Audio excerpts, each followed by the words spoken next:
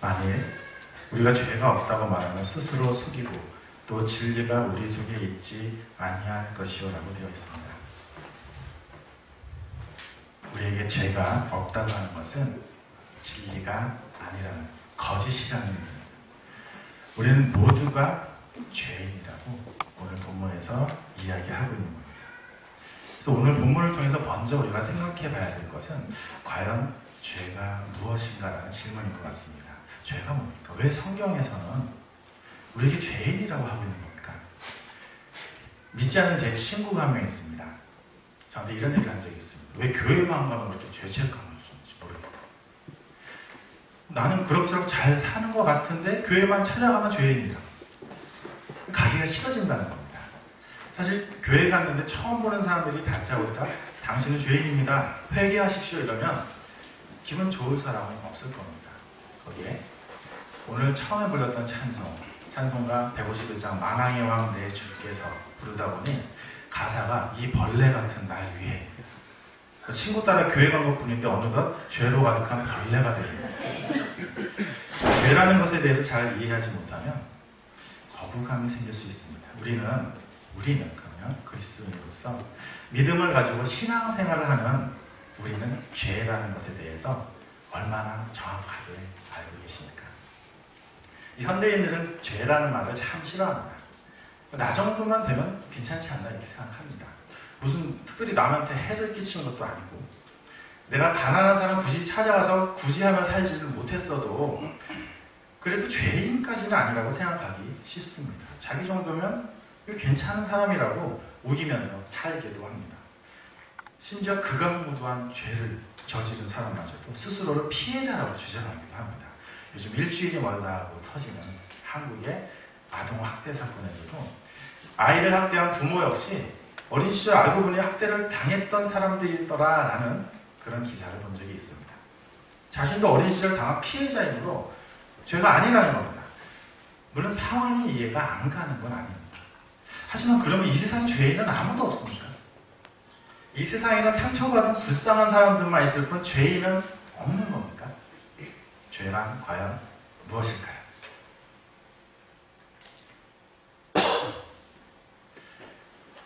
히브리어와 헬라어를 준비해봤습니다. 이제 신학을 공부한 저로서 히브리어 헬라어 잘 모릅니다. 하지만 죄에 관한 원어는 이미 많은 곳에서 인용이 되고 있기 때문에 찾기가 어렵지 않았습니다. 히브리어는 뒤에서부터 읽죠. 그래서 하타라고 읽는답니다. 잘 모르실 테니까 제가 그냥 막 해도 잘 모르실 테니까. 신약은 하타르미아라고. 중요한 건 이 두 단어가 구약에서는 이 단어가 300번 가까이 나오고 이 하타르미아가 174번이 신약에서 나옵니다. 이 두 말은 같은 뜻입니다. 무슨 뜻이냐면 하나님의 기준에 미달된 상태, 관역을 빗나간 상태에 밑줄이 져져 있습니다. 그래서 죄의 속성, 성경에서 말하는 죄의 중요한 속성이 나타납니다. 죄란 기준에 미달된 상태를 의미하는 상태입니다. 행위가 아닙니다. 우리가 죄성을 지녔다는 것은 우리의 상태가 하나님과 맞지 아니하는 미달된 상태, 모자라는 상태를 가지고 있다는 것이고, 우리는 이 모자란 부족한 상태에 있으니 죄를 저지르는 행위들을 낳는다는 것입니다. 나는 죄인입니다 라고 말할 때 그 말은 나는 죄를 지을 수밖에 없는 상태에 있습니다 라고 고백하는 겁니다. 나는 죄의 유혹 앞에서 무력하다는 사실을 인정하는 겁니다. 이 죄를 지을 수 있는 부족한 상태, 미달된 상태에 머물러 살기 때문에, 즉 죄의 성을 지녔기 때문에 우리는 언제든지 행위로 이어지는 범죄, 죄의 글을 범하게 되어 있는 겁니다. 그럼 왜 우리는 완벽하지 못하고 왜 이런 죄성을 가지게 되었습니까? 그 대답은 첫사람 아담의 불순종에서 기인한다고 성경은 이야기하고 있습니다. 창세기 1장 27절에서 하나님이 자기 형상, 곧 하나님의 형상대로 지었다라고 이야기하셨습니다. 하나님께서는 자기 형상대로 지었습니다. 하나님이 죄성을 집어넣은 게 아닙니다. 하나님이 죄가 없기 때문에 죄성을 집어넣은 것이 아닙니다. 그냥 하나님은 하나님의 자유함을 닮은 하나님의 형태로 지었을 뿐입니다. 그런데 이 자유함 속에는 잘못을 저지를 수 있는 자유까지도 포함되는 겁니다. 결국 이 자유함이 죄를 낳는 겁니다. 왜 이 자유를 하나님께서는 주셨냐고 하나님께 따져 물을 건 아닌 것 같습니다. 이 자유의지를 주신 것에는 사실 우리가 감사해야 됩니다. 자유의지가 없다면 우리가 로봇이나 인형하고 다를 게 뭐가 있습니까? 제 딸이 근사한 장난감 하나 가지고 있습니다. 강아지 장난감인데 그럼 서고 앉아 그러면 앉고 말을 알아듣는 겁니다. 그래서 자 그러면은 어디 구석에 가서 절전 모드로 들어갑니다. 배터리를 아껴줍니다. 그리고 그런 여러 가지 것들을 노래도 하고 여러 가지 것들을 하는데 이 최첨단 기술의 결정체인 이 장난감 볼 때마다 아름답고 신기하고 놀랍지만 이것이 생명입니까? 장난감입니다. 자유의지가 하나도 없는 이 장난감은 장난감일 뿐입니다. 이 장난감 같은 존재를 만들고 나서 하나님께서 기뻐하셨겠습니까? 하나님은 자신의 형상을 닮은 아담을 원했지 로봇을 원하지 않았기 때문에 자유의지를 주신 겁니다. 자유의지를 주셨기 때문에 우리는 죄의 가능성도 함께 가질 수밖에 없었던 겁니다. 이런 아담에게 하나님이 경고하셨습니다. 선악과 먹지 말아라. 그건 한계를 정해놓으신 겁니다. 죄의 지유라고 트랩을 만드신 게 아닙니다. 경계를 그으신 겁니다. 너는 하나님이 아니야. 너는 지음 받은 존재야. 근데 여기서 마귀가 유혹을 합니다. 너희가 그거 먹는 날에 너희 눈이 밝아져서 하나님같이 되어서 선악을 알게 될 거야. 하나님처럼 될 거야. 먹으면 너 하나님처럼 될 수 있어. 라는 유혹에 아담이 넘어갑니다. 우리는 하나님께 지으심 받은 존재이지 하나님이 아닙니다. 이 차이를 인정하지 않고 우리에게 주신 자유의지를 이용해서 내가 하나님이 되었을 때 우리의 죄가 시작되는 겁니다. 내가 하나님이 돼서 이 세상의 판단자가 되고 정죄자가 되면 심지어 테러나 911 같은 무시무시한 사건을 일으킬 수도 있습니다. 내가 하나님이기 때문에 내가 세상을 정죄할 거야. 폭탄을 터뜨리는 겁니다. 무시무시한 범죄들이 이 죄성에서 시작되는 겁니다. 우리는 하나님이 아닌데도 지으심 받은 존재임에도 경고를 무시하고 하나님이 정하신 선을 넘어서 우리가 하나님이 되고 싶은 마음, 이 하나님이 주신 자유의지를 하나님이 되려고 하는 그곳에 사용하는 그 마음이 우리에게 있기 때문에 우리는 죄성이 있는 겁니다. 이게 아담만의 문제입니까? 우리에게는 내가 하고 싶은 대로 하고 내가 규정한 대로 살고 싶은 마음이 없습니까? 우리는 아담과 다릅니까? 만드신 하나님과 만들어진 나 사이에는 엄청난 차이가 있습니다. 영원한 절대자와 유한한 존재의 차이가 분명한 겁니다. 조금만 생각해봐도 알 수 있습니다. 우리는 아프고 병들고 죽습니다. 언젠가 우리는 다 사라집니다. 그럼에도 불구하고 사탄은 우리의 죄성을 이용해서 가로막고 못 보게 하는 겁니다. 우리가 하나님이 돼서 이 세상을 막 살고 싶게 만들고 죄로 가득한 삶을 살게 하는 겁니다. 죄를 보지도 못하고 깨닫지도 못하면 우리는 하나님을 보지도 못하고 내가 전부인 줄 알게 돼서 교만과 방탕과 오만과 시기가 우리 삶을 채우게 되는 겁니다. 내가 지금 그냥 존재하는 게 아니라 나를 지으시고 이 온 우주를 지으신 하나님의 성이 한가운데 있음에도 이를 인식하지 못하고 내가 하고 싶은 대로 살고 각종 행위 죄들을 만들어가며 사는 겁니다. 그래서 죄를 고백하는 것은 하나님을 인정하는 겁니다. 우리의 죄를 고백하고 우리 죄를 하나님 앞에 드러낼 때 하나님의 존재를 의식하고 그분 앞에 무릎 꿇고 나아갈 수 있게 되는 겁니다. 성 어거스틴은 이렇게 얘기했습니다. 내가 죄인임을 알고 이를 고백할 때마다 나와 엄청나게 다르신 하나님이라는 존재를 바라보게 됩니다. 나의 죄의 고백을 통해 나는 주님을 만납니다. 우리가 죄를 고백하는 것은 하나님을 인정하고 하나님께 나아가는 것입니다. 우리 9절 요한일서 오늘의 본문 말씀 1장 9절 말씀 함께 다 같이 함께 읽어보시겠습니다. 만일 우리가 우리 죄를 자백하면 그는 믿으시고 의로우사 우리 죄를 사하시며 우리를 모든 불의에서 깨끗하게 하실 것이요. 우리는 우리의 죄를 자백해야 한다고 되어 있습니다. 우리 모두가 죄인입니다. 죄성을 가지고 있고 하나님 같지 않음에도 언젠가 수명이 다해서 썩어 없어질 육신 속에 살고 있음에도 그렇지 않은다. 내가 하나님에 대해 살고 싶어 합니다. 죄를 고백하는 것은 이 죄의 속성을 인정하는 겁니다. 지으신 받은 우리가 우리를 지으신 하나님을 인정하고 그 완전하시고 놀라우신 하나님께로 나아가는 것이 그리스도인으로서 전혀 이상한 게 아닙니다. 내가 죄인이라고 고백하는 게 그리스도인이라면 전혀 이상한 게 아닙니다.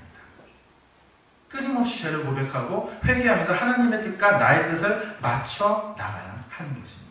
죄의 고백을 통해 하나님의 빛 가운데로 걸어가게 되는 것입니다. 이제 5절 말씀 함께 보시겠습니다. 그냥 이렇게 하면 넘겨주십시오. 함께 읽겠습니다. 우리가 그에게서 듣고 너에게 전하는 소식을 이것이니 곧 하나님은 빛이시라 그에게는 어둠이 좀도 없으실 것입니다. 하나님은 빛이라고 되어 있습니다. 빛은 어둠을 물리칩니다. 빛이 비추면 다 잘 보입니다. 어둠이 조금도 없으신 하나님이 우리를 비추시면 우리 중 죄 없는 사람은 없다고 했으니 우리 죄가 드러나는 겁니다. 빛 가운데서는 우리 죄가 다 드러나게 되어 있습니다.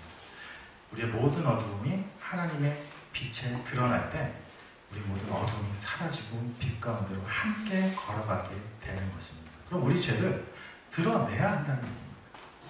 우리 죄를. 하나님께 내 죄를 드러내는 것은 전혀 이상한 게 아닙니다. 하나님과 교제하면서 사는 사람은 자신의 죄를 고백하고 빛의 삶 속으로 들어가길 강구합니다. 투명하게 드러내놓고 나 이게 문제입니다.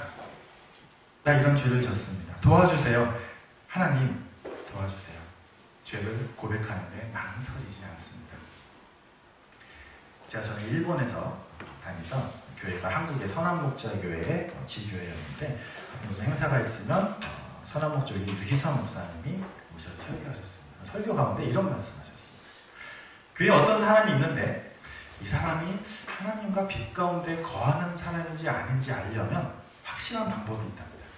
이 사람이 자기 문제를 얼마나 드러내는가를 보면 된다고 말합니다. 예수를 믿지만 속을 모르겠는 사람이 있습니다. 자신을 드러내지 않는 사람, 교회에서도 포장된 모습, 꾸며진 모습으로만 보이길 원하는 사람은 빛이 아니라 어둠 속에 사는 사람이라고 했습니다. 자신을 투명하게 드러내지 못하고 나에 대해서 내 주변 사람들이 알까봐 두려워하는 사람은 빛으로부터 숨어서 빛을 등지고 숨어있는 것이라고 말했습니다. 다 같이 7절 말씀 함께 보시겠습니다. 7절 말씀. 그가 빛 가운데서 시작. 그가 빛 가운데 예수와 같이 우리도 빛 가운데 행하면 우리가 서로 사이에 있고 그 아들 예수의 피가 우리를 모든 죄에서 깨끗하게 하실 것이죠. 그렇습니다. 드러내놓고 빛 가운데로 나와야 한다는 겁니다. 그래야 사귐이 있고 예수의 십자가의 피가 우리를 모든 죄에서 깨끗하게 하신다는 겁니다. 우리는 모두 똑같은 죄인입니다. 똑같습니다. 우리 중에 무슨 하나님 보내신 재림 예수입니까? 같은 육신을 입고 같은 고통 가운데 사망으로 향해 가고 있는 똑같은 처지의 사람들입니다. 우리 죄를 드러내지 않을 이유가 없는 겁니다. 공동체 안에서 나눔방에서 죄를 드러내놓고 기도를 요구하는 것이 전혀 이상한 게 아닙니다. 물론 그렇다고 해서 모두 앞에서 다짜고짜 자기 죄를 마구 드러내는 것이 맞는가? 이 경우에는 들을 사람이 준비가 되어 있는가라는 것도 생각해 봐야 될 문제라고 저는 생각을 합니다. 난 들을 준비가 안 되니 갑자기 다가와서 나 사실은 당신을 싫어했습니다. 죄에서 고백한다. 공동체의 성숙한 정도에 따라서 믿음의 분량만큼 고백하면서 자신과 공동체가 함께 성숙해가는 것이 맞다고 생각합니다. 어떤 죄를 고백해도 따뜻하게 품고 보듬어 줄 수 있는 공동체, 우리가 함께 나아가야 할 방향이 아닐까 싶습니다. 우리 교회 공동체가, 나눔만 공동체가 함께 나아갈 아름다운 모습이 바로 이런 모습 아닐까 싶습니다. 죄는 이렇게 드러내야 치유를 받습니다. 죄를 드러내면 예수의 피가 우리의 모든 죄를 깨끗하게 하신다고 합니다. 예수 그리스도의 십자가 사역은 이미 다 이루어진 겁니다. 끝났습니다. 예수의 십자가는 완성된 채로 그곳에 그대로 있습니다. 우리 모두에게 똑같은 은혜를 주고 있습니다. 어떤 믿음 좋은 사람한테 은혜가 더하고 믿음 덜한 사람은 더 아닙니다. 십자가의 은혜는 그대로인데 이를 놓고 바라보는 우리의 관점이 문제인 겁니다. 똑같은 죄인인데 어떤 사람은 죄를 고백하고 회개하지만 어떤 사람은 끝까지 고백하지 못하고 마는 것입니다. 다 같이 누가복음 18장 10절에서 14절 말씀을 함께 읽어보시겠습니다. 누가복음 18장 10절에서 14절 성경을 보셔도 좋고 앞에 나와 있는 스크린을 참고하셔도 되겠습니다. 누가복음 18장 10절에서 14절 말씀 찾으신 줄 알고 함께 합독하시겠습니다. 두 사람이 기도하러 성전에 올라가니 하나는 바리새인의 이요 하나는 세리라. 바리새인은 서서 따로 기도하려는데 하나님이여 나는 다른 사람들도 후세 불이 가난을 하는 자들과 같이 아니하고 이 세리와도 같이 아니하면 감사하리라. 나는 일에 2번씩 금식하고 또 소득의 11조를 드리나이다. 세리는 멀리 서서 감히 눈으로 하늘을 쳐다보지도 못하고 다만 가슴을 치며 하나님이여 불쌍히 여기소서 나는 죄인으로서야 하느니라. 내가 너희에게 이르노니 이에 저 바리새인이 아니고 이 사람이 이롭다 하시며 하고 그의 집으로 내려가느니라. 무릇 자기를 높이는 자는 낮아지고 자기를 낮추는 자는 높아지리라 하시니라. 두 사람이 나옵니다. 바리새인, 세리. 바리새인은 서서 기도하면서 자기는 행위 죄들도 짓지 않았고 이 세리같이 나쁜 짓도 하지 않았다고 말하고 있습니다. 세리는 어떻습니까? 부끄러워서 감히 눈을 들어 하늘을 보지도 못하고 가슴을 치며 하나님이여 불쌍히 여기소서 나는 죄인으로서이다 이렇게 고백합니다. 나의 죄를 고백하는 세리에게 주께서는 내가 너희에게 이르노니 저 바리새인이 아니고 이 사람이 이렇다 하심을 받는다 하셨습니다. 무릇 자기를 높이는 자는 낮아지고 자기를 낮추는 자는 높아진다고 하셨습니다. 바리새인은 어쩌면 세상적인 기준으로 볼 때 잘나가고 성공하고 반듯한 사람이었을 겁니다. 반면에 세리는 어떻습니까? 세리는 당시에 도둑이나 다름없는 세금을 걷어 자기의 사리사욕을 채우는 모두가 싫어하던 사람이었습니다. 바리새인의 고백은 아마 그로 하여금 더욱 세상적인 위치를 확고하게 해주었을지 모릅니다. 아 역시 저 바리새인은 뭐 기도하는 것도 달라. 역시 불의를 저지르는 자 같지 않고 헝둥하냐고 뭔가 반듯하고 좋아 보여 이렇게 이야기했을 수는 있습니다. 반면 세리의 기도는 어떻습니까? 세리는 자기를 그저 있는 대로 드러냈습니다. 부끄러워서 하늘도 못 보고 가슴을 치며 하나님께 나는 죄인이라고 고백했습니다. 누구의 고백을 하나님께서는 받으셨습니까? 세상적으로 우러름받는 바리새인의 고백은 하나님 앞에서 아무것도 아니었습니다. 자기 죄를 고백하는 진정한 회개의 기도를 하는 세리의 고백이 하나님 앞에서 의롭다 하심을 받았습니다. 아담이 범죄하였을 때 하나님께서 아담아 너는 어디 있느냐고 물어보셨어요. 하나님이 정말로 아담이 어디인지 몰라서 물어보셨겠습니까? 하나님은 아담으로부터 네 하나님 제가 여기 있습니다. 잘못했습니다. 용서해 주십시오. 이런 죄의 고백을 바라셨던 것 아니겠습니까? 근데 아담은 어떻게 했습니까? 이것저것 변명을 늘어놓습니다. 심지어 하나님이 지어주셔서 옆에 있게 한 저 여자가 잘못했습니다. 하나님 때문이라는 핑계를 그럼 우성 핑계까지 합니다. 죄를 고백하는 것은 부끄럽고 용기를 필요로 합니다. 하지만 우리 모두 죄인이기 때문에 나와 하나님의 차이를 인정하고 주님께 죄를 고백하며 나아갈 수 있습니다. 우리가 죄를 고백하기를 하나님께서 원하십니다. 깨끗하기를 원하십니다. 두 가지를 지금 말씀드렸습니다. 모두 죄인이라는 것, 그리고 그 죄를 고백해야 한다는 것. 그 다음은 어떻게 됩니까? 죄를 고백만 하면 내 안에 있는 죄성이 모두 사라집니까? 죄의 고백이 내가 지을 앞으로의 모든 죄사함을 가지고 올까요? 무엇이 빠져 있습니까? 제가 군에 있을 때 다쳐서 군 병원 신세를 좀 진 적이 있습니다. 군 병원입니다. 뭔가 분위기가 벌써 칙칙하지 않습니까? 군대의 병원입니다. 군에서 복무하신 분께 죄송합니다. 저는 굉장히 무거운 분위기 속에서 한참을 지냈습니다. 강당 같은 큰 어떤 곳에서 배드를 이렇게 쭉 이렇게 일렬로 놓고 칸막이 이런 거 없습니다. 거기에 계급이 높으면 좋은 자리, 계급이 낮으면 그 산 지나는 통로에 누워서 치료를 받다가 치료 다 끝나고 돌아가는 거예요. 어느 날 분위기가 칙칙하게 그지었는 군 병원에 문이 벌컥 열리더니 자매님들 한 그룹이 들어오는 거예요. 그 당시에 그건 굉장히 주목을 끄는 일이었습니다. 칙칙한 군 병원에 자매님들이 말끔하게 차려입고 오는데 잘 보니까 한 손에 성경책이 있어요. 성경책과 함께 무슨 팜플렛 같은 게 있어요. 그 중에 한 자매님이 저한테 제가 있는 곳에 오시더니 길가에 있었으니까 쉽게 오시더니 저를 보지도 않고 무슨 연습한 대본을 외우듯이 줄줄줄 뭔가 이야기하는데 들어보니까 당신은 구원 받으셨습니까? 당신이 저지른 죄를 고백하고 회개하십시오. 죄사함 받고 예수 영접하십시오. 그럼 당신은 구원을 받게 됩니다. 죄사함 받고 구원 받으십시오. 이런 내용이었어요.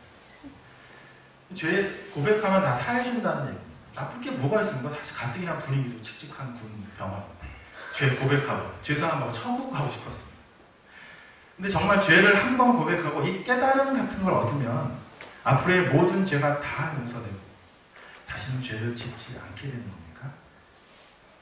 구원파의 교회입니다. 이단입니다. 죄를 고백만 하면 그리스도 예수를 영접만 하면 죄의 속성에서 완전히 벗어난다고 하고 있습니다. 아닙니다. 죄를 고백해도 우리의 죄성은 그대로라서 계속 죄를 짓게 됩니다. 우리의 죄성이 변하지 않았는데 어떻게 죄의 고백만 한다고 예수님 영접한다고 죄를 안 짓게 됩니까? 예수님은 십자가로 분명히 우리 죄의 사함을 받았습니다. 우리는 구원받았습니다. 그래도 우리는 계속 죄 짓는 속성이 있습니다. 죄 고백한다고 해서 예수님 되는 거 아닙니다. 갑자기 모든 죄의 모든 죄성이 한 번에 사라지는 것이 아닙니다. 우리의 죄성은 나도 모르는 틈을 이용해서 사탄에게 공격당하고 나도 모르게 하나씩 내 안에서 자리 잡아서 내 안에 교만과 질투와 음란과 다툼의 세력하에 놓이게 합니다. 우리는 계속해서 이 사탄을 쫓아내야 합니다. 그것이 바로 회개이며 죄의 고백인 겁니다. 한 번 씻었다고 말끔해졌다고 개운하다고 다시는 안 씻는 사람 며칠 지나지 않아서 얼룩에 땀냄새 범벅이 됩니다. 한 번 죄 고백하고 예수님 영접했다고 이제부터 죄 안 짓는 것으로 생각하는 것은 나 한 번 샤워해봤으니 다시는 안 씻는 사람과 같습니다. 미량이라는 영화 얘기를 한번 해보겠습니다. 여러 번 이야기 들으셨을 겁니다. 이 영화에서 그리스도인을 표적으로 삼고 있는 부분은 그 핵심적인 부분만 다시 말씀드리면 이겁니다. 아이를 유기해서 살해한 범인이 있는데 아들을 잃고 고통에 빠진 이 아이의 엄마가 예수를 만나고 이 유괴범을 용서하기 위해 찾아갑니다.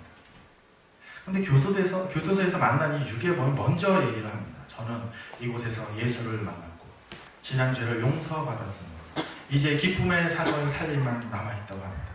아이 어머니는 쓰러지고 무너지며 이렇게 외칩니다. 내가 용서를 안 했는데 누가 용서를 해?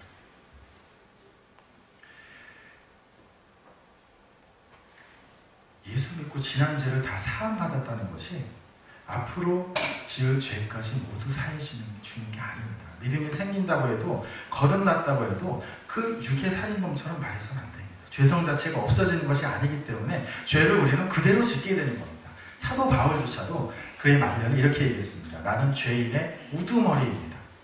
우두머리입니다.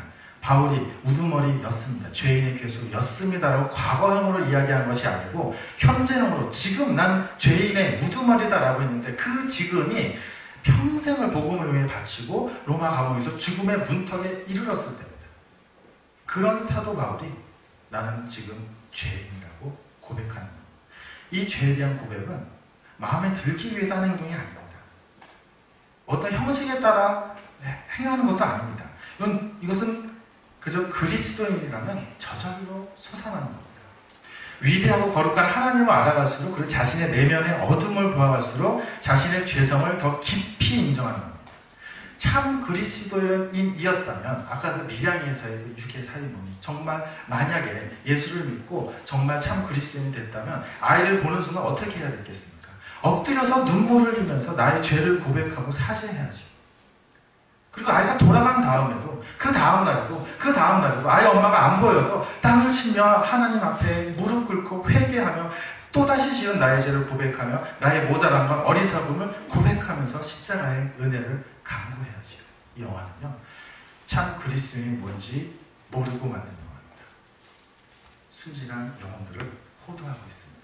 그리스도인은 그렇지 않습니다. 죄의 고백과 회개는 그리스도인들이 예수님 다시 만나는 그날까지 계속해서 해야 합니다. 여기서 다른 질문이 하나 생깁니다. 그러면 죄의 고백은 언제까지 해야 됩니까?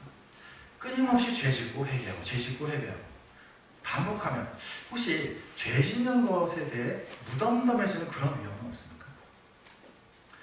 이에 대해서 무디 신학교를 세운 무디 목사님에 관한 이야기를 하나 해드리겠습니다. 어느 날 무디 목사님께 어떤 자매가 찾아왔습니다.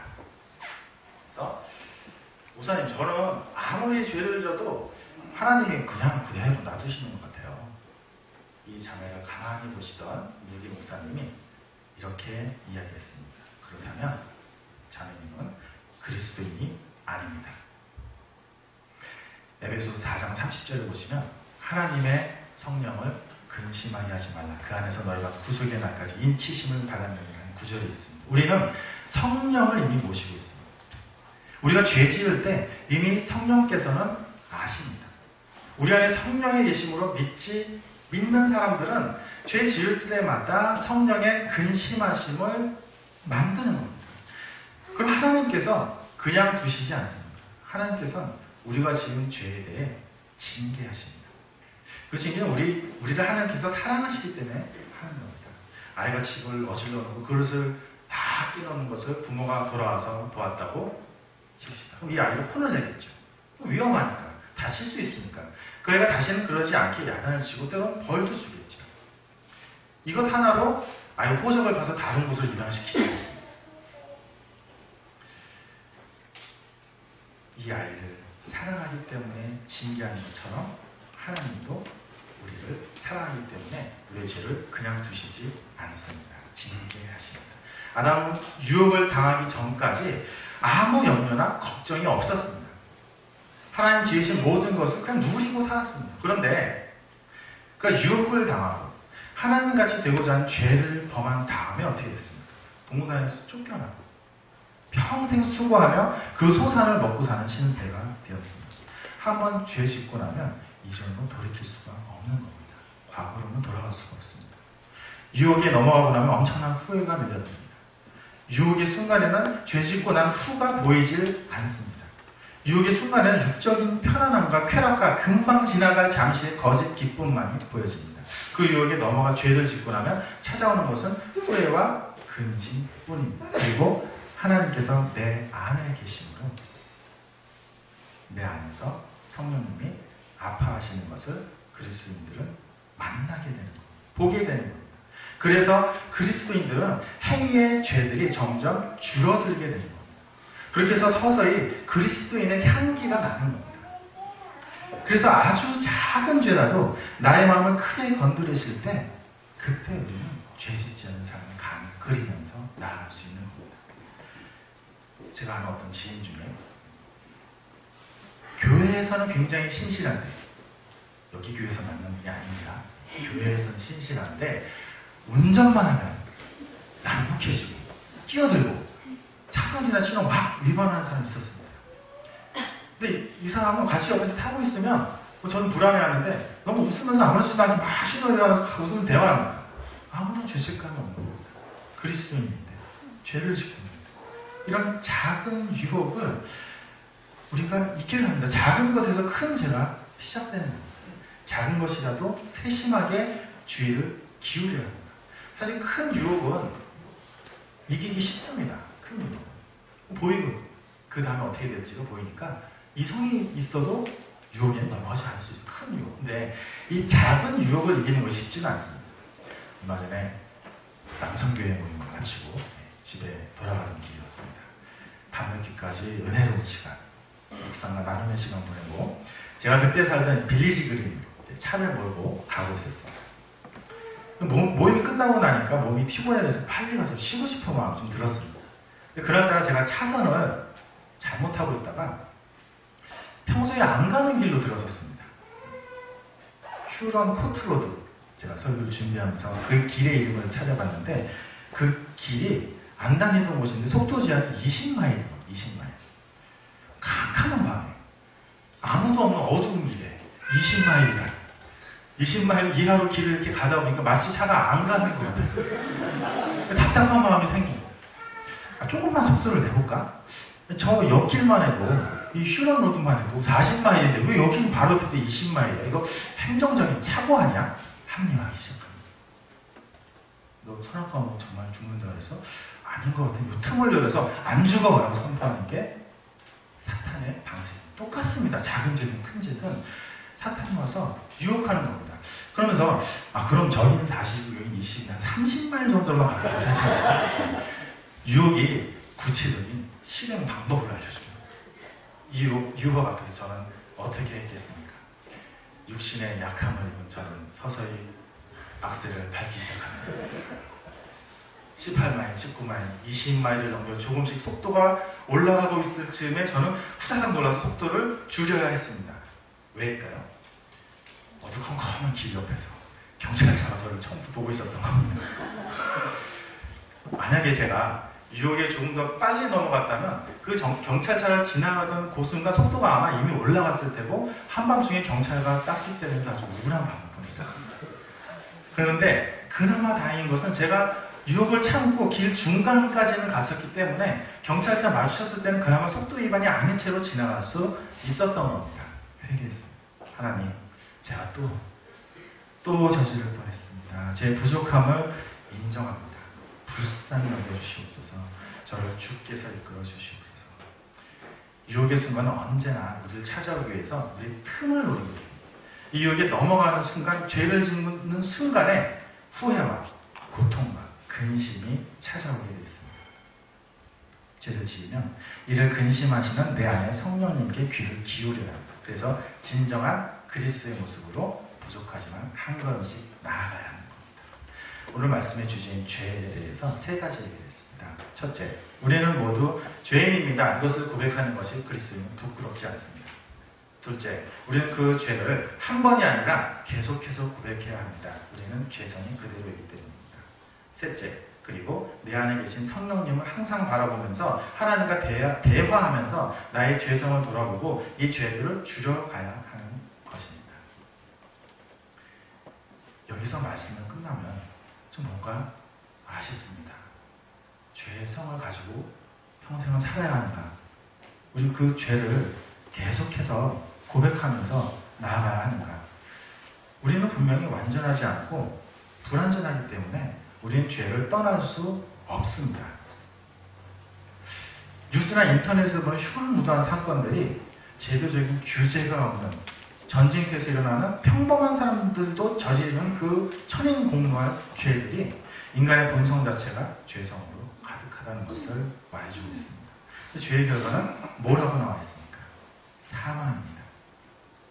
우리는 언제든 죄를 범할 수 있는 상태에 있기 때문에 죄를 짓다가 결국 사망에 이르는 것이 우리 모습이라고 말하고 있습니다. 그럼 죄만 짓다가 사망에 이르면 우리 삶이 너무 비참하지 않습니까? 죄를 줄여가겠습니다. 성령님과 대화하겠습니다. 이제 저는 죄를 짓지 않습니다. 내 죄성은 어떻게 해결합니까? 죄성은 그대로인데. 우리의 이 죄성, 근원적인 죄를 해결할 그 무언가를 하나님께서 우리에게 만들어주시지 않았겠습니까? 네, 만들어주셨습니다. 아담에게서 시작된 원죄를 해결할 수 있게 해주셨습니다.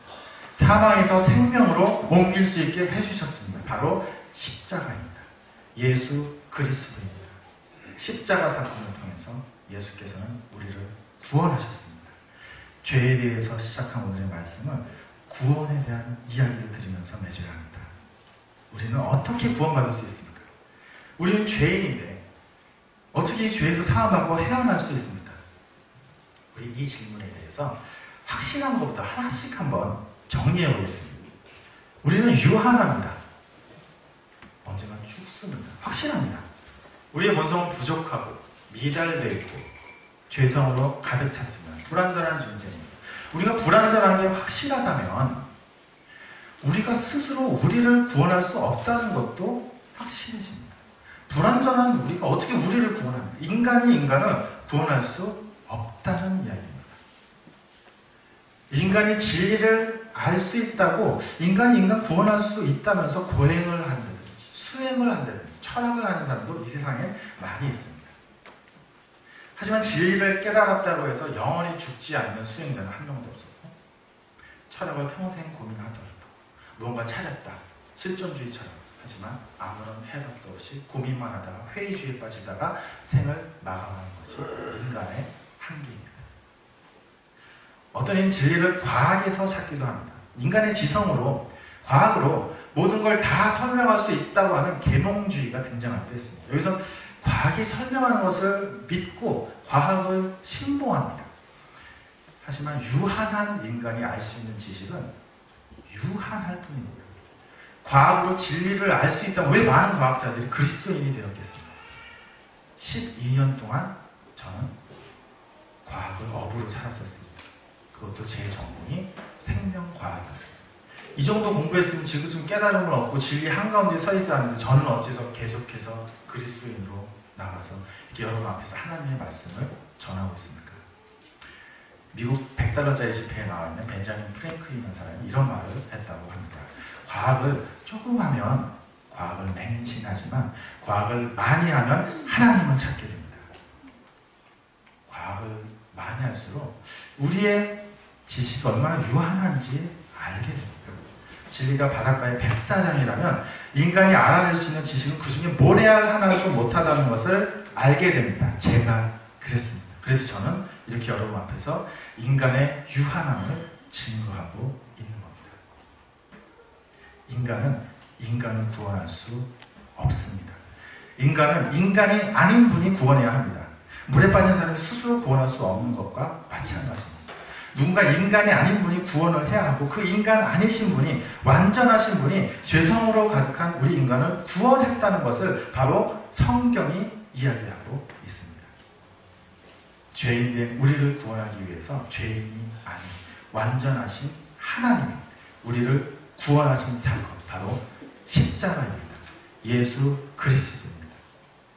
다 같이 로마서 5장 8절에서 10절까지의 말씀 함께 먼저 5장 8절만 함께 읽어보시겠습니다. 우리가 아직 죄인이었을 때 그리스도께서 우리를 위하여 죽으심으로 하나님께서 우리에 대한 자기의 사랑을 확증하셨느니라. 분명히 여기서 8절까지만 한 절씩 보겠습니다. 분명히 여기서 이야기하고 있습니다. 우리가 아직 죄인 되었을 때 우리는 죄인이라는 죄인인 인간을 위해서 예수 그리스도께서 죽으심으로 하나님의 사랑을 십자가에서 나타내셨다는 겁니다. 계속해서 9절 말씀 읽으시겠습니다. 시작. 그러면 이제 우리가 그의 피로 말미암아 의롭다하심을 받았으니 더욱 그로 말미암아 진노하심에서 구원을 받을 것이니 그 피로 말미암아 십자가로 말미암아 의롭다는 인정을 받아서 진노하심에서 구원을 얻을 것이다 라고 하셨습니다. 다음 넘겨주셔서 10절 함께 읽겠습니다. 곧 우리가 원수였을 때 그의 아들을 죽으심으로 말미암아 하나님과 화목하게 되었은즉 화목하게 된 자로서는 더욱 그의 사랑하심으로 말미암아 구원을 받을 것입니다. 우리가 하나님과 원수 되었을 때라는 얘기는 하나님을 멀리 떠난 죄의 상태에 있을 때라는 얘기입니다. 우리가 죄인이었을 때라는 뜻입니다. 죄의 상태에 있을 때, 언제든 죄 행위를 범할 수 있는 그 상태에 있을 때 우리는 하나님과 원수 관계였던 겁니다. 근데 그의 아들이 죽으심으로 말미암아 하나님으로 더불어 화목되었다고 했습니다. 아들의 죽으심, 십자가를 말하는 겁니다. 십자가를 통해서 화목, 하나님의 사랑, 용서, 화해가 이루어졌다는 말입니다. 십자가 생각하면 그냥 뭔가 슬프고 뭔가 우리가 잘못한 것 같고 무조건적으로 보면 눈물 흘리고 그런 감성적인 것으로 막연하게 받아들일 것이 아니라고 저는 생각합니다. 십자가와 이로 인한 구원의 원리는 우리가 죄성을 이해한다면 너무나 당연한 겁니다. 십자가 외에는 우리가 구원받을 방법이 없다는 것을 우리는 우리의 죄성을 통해 알 수 있습니다. 십자가의 복음을 듣고 나면 믿음이 선물처럼 우리에게 오셔서 왜 우리가 기쁨의 삶을 살 수 있는지, 왜 사망으로 향하던 우리의 삶이 즉시 생명의 삶으로 옮겨지는지 우리는 십자가로 인해 알 수 있게 되는 것입니다. 11절 함께 읽으시겠습니다. 그러나 이제 영원까지 하신 우리 주 예수 그리스도로 말미암아 하나님 안에서 구원을 얻으리라. 이 말씀을 통해서 우리가 십자가를 통해 죄사함 받았으니 확실히 선언됐습니다. 십자가는 하나님과 우리 사이를 화목하게 하시고 우리를 화해시킨 사건입니다. 사망에서 생명으로 옮기게 하신 것입니다. 그러니 기쁘지 않을 수가 없습니다. 십자가로 인해서 우리는 하나님의 사랑을 이미 얻었습니다. 십자가를 통한 구원의 사건은 이미 이루어졌습니다. 우리가 이를 받아들이기만 하면 되는 겁니다. 이를 받아들일 때 우리는 죄에서 해방되는 겁니다. 그래서 기뻐할 수밖에 없는 것입니다. 내가 진실로 너희에게 이르노니 내 말을 듣고 또 나 보내신 이를 믿는 자는 영생을 얻었고 심판에 이르지 아니하나니 사망에서 생명으로 옮겼느니라. 우리는 유한함을 인정하고 죄의 결과에 사망으로 향하는 존재임을 알고 끊임없이 죄를 고백하며 우리의 방향을 주님께로 틀어야 합니다. 주와 동행하면서 빛 대신 주님께로 나아갈 때 성령께서 위로하시고 십자가로 우리의 큰 고통 사라지게 하시고 죄에서 해방시키는 위로와 기쁨의 역사가 임하는 것입니다. 저와 이 자리에 모이신 여러분 모두에게 이 기쁨이 지금 이 시간부터 영원까지 가득하시기를 축원드립니다.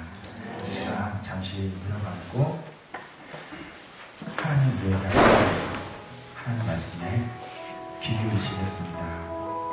아들아, 딸아, 내가 너를 만들었다. 내가 너를 사랑해서 자유의지도 넣어주었다. 너를 사랑해서 나를 닮게 만든 것인데 그것 때문에 너가 죄짓고 죄성의 굴레에 씌어진 것이 내가 너무나 안타깝다. 그래서 내 독생자 예수를 너에게 보냈다. 예수 그리스도로 너의 죄를 구속했다. 십자가로 너를 해방시켰다. 너를 향한 나의 사랑을 이로써 확정했단다. 사랑하는 아들아, 내 딸아, 내가 너를 잘 안다. 이제 더 이상 괴로워하지 말아라. 나는 너의 하나님이다. 함께 기도하시겠습니다. 하나님 감사합니다. 우리를 사랑하셔서 그렇습니다. 이제 제가 깨달았습니다. 우리를 만드신 하나님 감사합니다.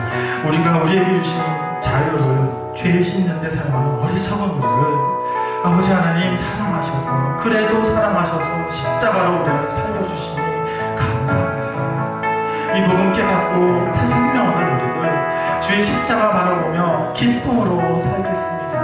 그리고 이 복음 전하며 살겠습니다. 가서 전하라 하신 주의 말씀에 순종하겠습니다. 오직 예수 그리스도의 십자가를 붙들고 자리를 털고 일어나 세상으로 나가겠습니다. 주님 오늘도 새 힘 주시옵소서. 이 기쁨 허락하신 주의 은혜에 감사드리며